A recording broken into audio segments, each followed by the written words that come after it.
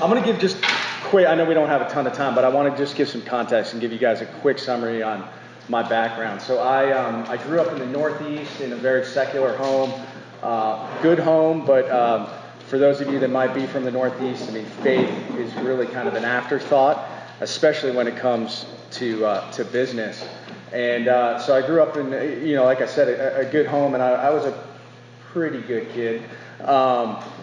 And went to college, went to Rutgers University, was on the crew team there, and really at that point I think developed some really firm theology around atheism and there is no God. A lot of it was driven, I think as you look at our lives, right, they're really, it's amazing how I can see how individuals have really swayed my opinions and my beliefs. And I had a couple roommates in college that very smart individuals, great guys, but really kind of far from Christ. And a lot of what they said, I was like, man, yeah, this makes total sense. Kind of all these religious folks. We had one guy that was a Catholic in our crew house, and I mean, we would just always make fun of him. Like, what is he doing? So I kind of came out of college, came into the workplace 4 days after graduation. I was down in Charlotte working for a private equity firm in commercial real estate. It was 2001 at that time. I think for those of you in real estate, it was actually pretty good time to be getting in. It was just post 9/11. Whole hotel industry was kind of in the toilet. Real estate was had kind of come down and now was on its way back up. Rates were dropping, and so right place, right time for me. I was with an individual there, and we grew a company from about 50 million in assets to the time I left, we were about 800 million in assets. So here I was as a young 20-year-old, finding a lot of success, materialism. I also found that I was modeling myself after this individual, right? And so here I thought he was the perfect example of what success is. He had all the money he could want. He was buying anything he wanted. He was able to, get away with cheating on his wife whenever he wanted. And so I kind of thought, I was like, man, this is what success maybe looks like. Thankfully, I did come to a realization when I was actually lying to his wife about some of these things. I was like, man, this just doesn't feel right. I don't think this is who I want to be. And so I made a change. There was a Christian guy that I met who was running a company. He was one of our investors. He said, hey, come on over. And so that was really, I think, where the Lord in his sovereignty really started working on me. And so here I was at this Christian company. I started going on missions trips as a non-believer. I kind of had two rules. I was like, hey, I'm not going to hold hands, and I'm not going to sing songs. And so here I was going to Africa. Little did I know, I had all these individuals like I was their Christian project, right? They were like, we're going to change this guy. Same time I met my wife right around then, and she was a pastor's daughter. Grew up in the church. And I still, very vividly still remember the first time I went to dinner at her house and sat across from her father, and I mean, he was just looking at me like I was Lucifer. At the time of my other company, I'd had a one-night stand. I now had this child, and so here I was, an atheist, marrying the pastor's daughter, child out of wedlock. I mean, I was their living nightmare, right? So anyway, I'm gonna fast forward a little bit. My walk, I would say, started then. It was a kind of a 5-year journey, very academic for me. I started, when you marry a pastor's daughter, when you're now part of this Christian company, I guess the next best thing to do is start listening to Ravi Zacharias. And so I started doing that, and it was all these things that kind of melded together to lead me to Christ. But ultimately, really what it was is, my own surrender. And reaching that point where, hey, I had kind of exhausted everything that this world had to offer, especially what I thought it had to offer here in my early 30s. And I still had that void, I still had that emptiness, that purposelessness. And so there was just that moment of hey, I've heard about you, God, your work, and I'm just gonna, I'm gonna make that leap. There were probably two things that really kind of, I think, were my theological pillars at that time. One was, hey, without God, my life has no meaning. And that really bothered me. I was like, man, my life cannot have meaning. There's got to be a reason that I'm here. There's got to be a reason that I exist. And then the other is, Jeremiah and elsewhere, but where God says, hey, if you seek me with all your heart, I will find you. And so I really looked at that as a challenge. And here I still had a ton of questions. I was still trying to figure out what making that leap to Christianity looked like. But I was like, all right, nothing like challenging God, right? And so I was like, I'll take you up on that. And so really from that moment when I did surrender, it's been amazing just to see kind of I'm truly a living example of what he can do through transformation. I mean, if you'd known me before, I still have plenty of friends that knew me before, and they just kind of like, who are you? But it's really cool just how God's used us all individually. So I think really where my passions, where he's led me, is really in the marketplace, and what are the gifts and skills, abilities that he's given me, and how can I leverage those to influence others? And, for all of us, I think we're all marketplace guys in here. We're all, type A personalities, I'm assuming.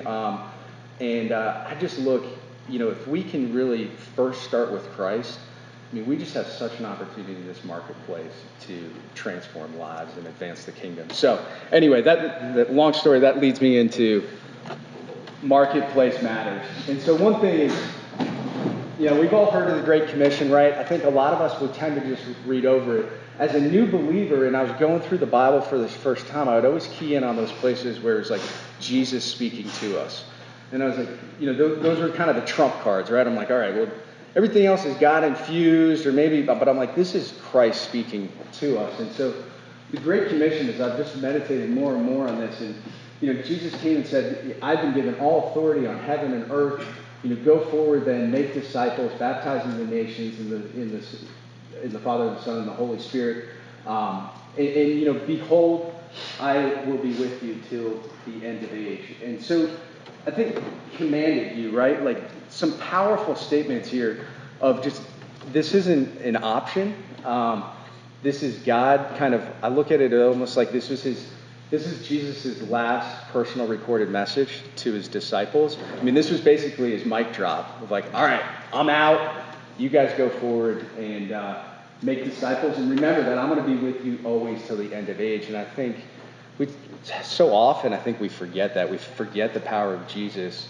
We put so much on ourselves, right, especially in our business, and we think that it's really us that are accomplishing this. And to remember that he's on his throne. He's there till the end of age. He doesn't need us, but he wants us.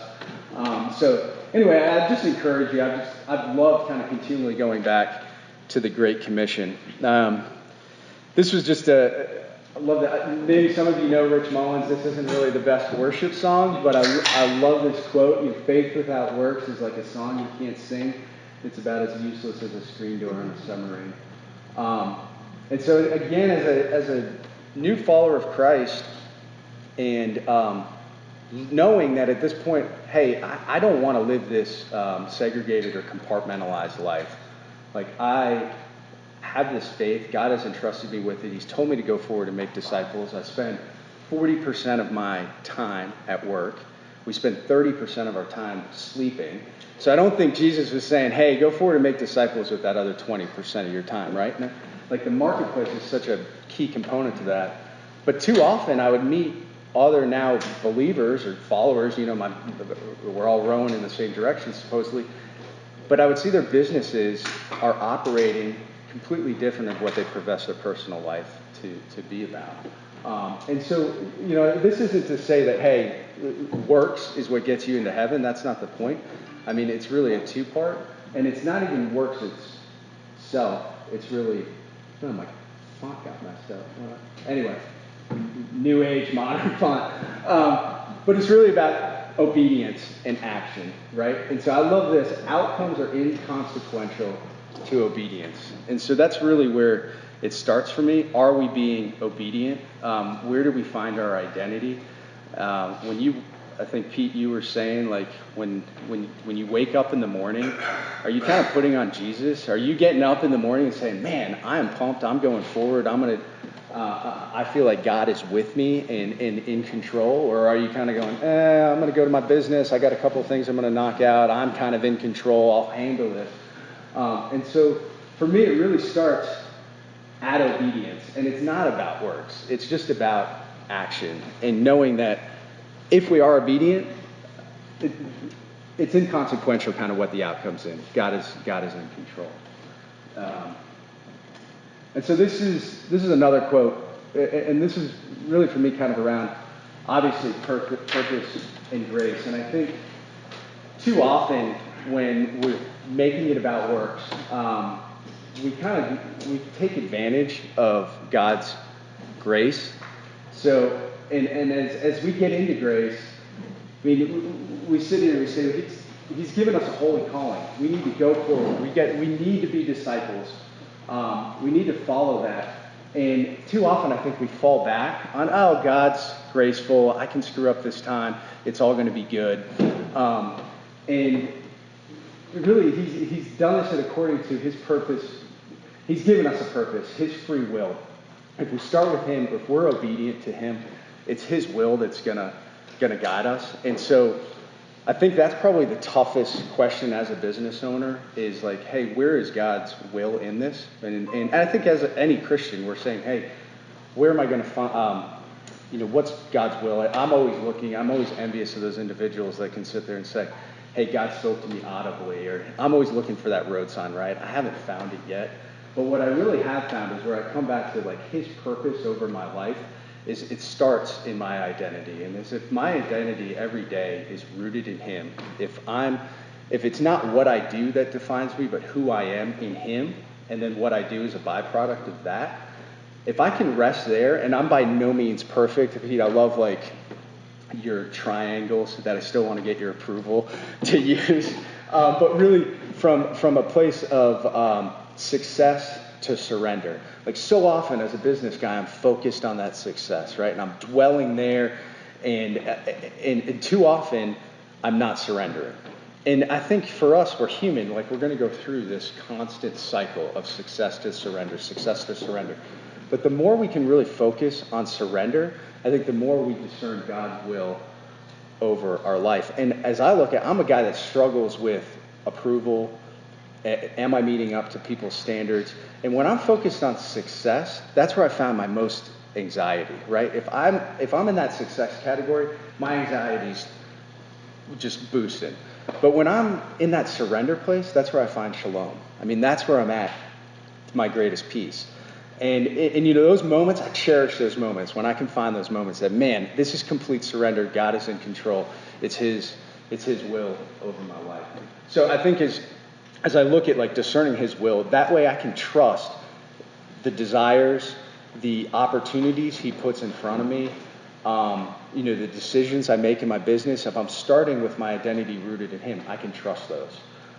It's those times where I'm too focused on success where I really don't feel like I can trust those desires or opportunities. And so this is kind of the last thing I'll just leave you guys with. It just resonates for me. I always kind of come back to this, but work for me is my primary expression of worship. And again, like I was saying, for all of us, we spend so much time in our jobs and our work. It is kind of, let's not let it define us. Let's let who we are in Him define us.